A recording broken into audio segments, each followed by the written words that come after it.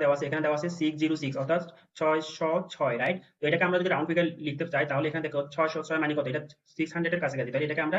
ভেঙে 600 প্লাস 6 একাই লিখতে পারি, আর এটার উপর আমরা কি দিব, ফুল স্কয়ার দিয়ে দিব, রাইট? যেখানে এ হবে কত আমাদের 600 আর বি হবে আমাদের কত 6, তাহলে এটা আমাদের এখানে মাঝখানে আছে যেহেতু আমাদের প্লাস, তাহলে এটা কি সূত্র পড়বে, a প্লাস বি স্কয়ার সূত্র। তাহলে আমরা a প্লাস বি স্কয়ার সূত্র অনুযায়ী যদি এটাকে সাজিয়ে লিখি তাহলে আমরা কত পাবো, 600 প্লাস 6 হোল স্কয়ার। তো 606 whole square plus 6 whole square যদি এটাকে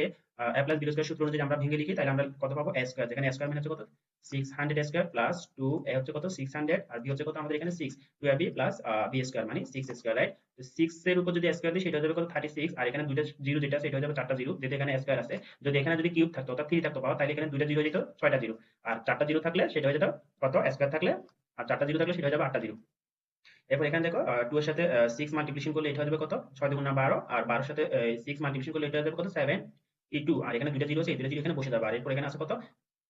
6 স্কয়ার মানে এটা হবে কত 36। তো এখন দেখো এটা পুরোটাকে যদি আমরা এড করি তাহলে আমরা এখান থেকে যেটা পাবো সেটা হচ্ছে কত 3 6 7 2 3 6,